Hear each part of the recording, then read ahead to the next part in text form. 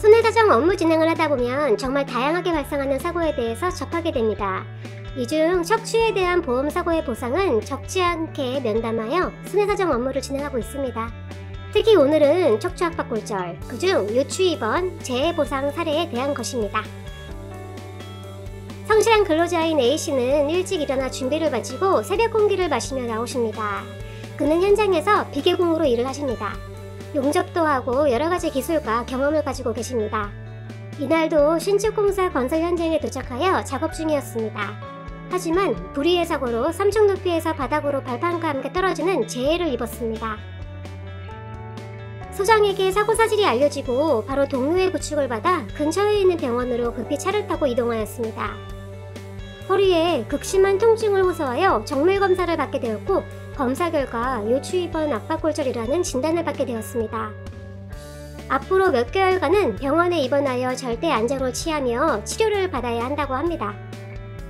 이후에 안 사실이지만 다행인 것은 방출성 골절과 같은 불안정하고 정도가 중한 상태가 아니기 때문에 수술적인 방법이 아닌 보존적 치료로서 경과관찰이 필요하다는 것이었습니다. 그렇다고 해도 3개월가량은 잘 때를 제외하고는 몸에 보조기를 항상 착용하고 생활하여야 하였습니다. 오늘 주제는 재해보상입니다. 요추 입원 척추압박골절의 경우 후유장애 보험금에 대한 신청에 대해서 검토가 필요하겠습니다. 사고 피해자 A씨의 손해사정 업무 진행을 통하여 골절 진단비, 입원비 일당은 물론 보험 약관상 후유장애에 대한 평가와 지급 사유에 대한 면밀한 검토가 진행되었습니다. 보험금 청구서와 손해사정서가 보험사에 제출되었고 상당한 시일이 지나서 보험금 지급과 함께 손해사정이 완료되었습니다. 무엇보다도 다행인 것은 A씨에게는 수개월간 일을 하지 못하여 겪는 생계에 대한 걱정과 막막함에 많은 걱정을 하였지만 후유장애 보험금의 지급으로 큰 위로가 되셨던 것 같습니다. 요추 입원 척추압박골절 재해보상 사례는 다양하지만 후유장애에 대한 손해사정의 경우 여러가지 분쟁이 발생합니다. 그 이유는 보험금의 지급 여부와 보상금을 결정하기 때문입니다. A씨의 경우 추치에 대한 골감소증 여부의 확인을 요구하였습니다. 왜냐하면 60세가 넘는 나이였기 때문입니다. 이는 골밀도 검사를 통하여 확인할 수 있으며 T스코어에 따라서 보험금의 감액 사유가 될 수 있습니다.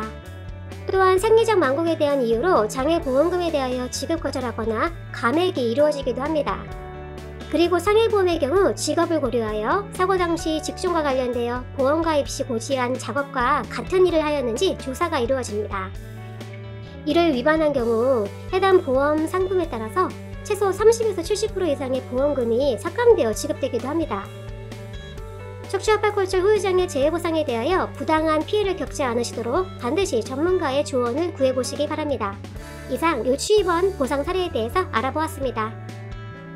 궁금하신 부분이나 보험사로부터 정당한 보상 처리가 아닌 불이익을 받고 있다는 생각이 드신다면 지금 바로 보상 하우머치를 찾아주세요. 상담의 문은 항상 열려 있습니다. 지금까지 보상 하우머치였습니다. I will be back.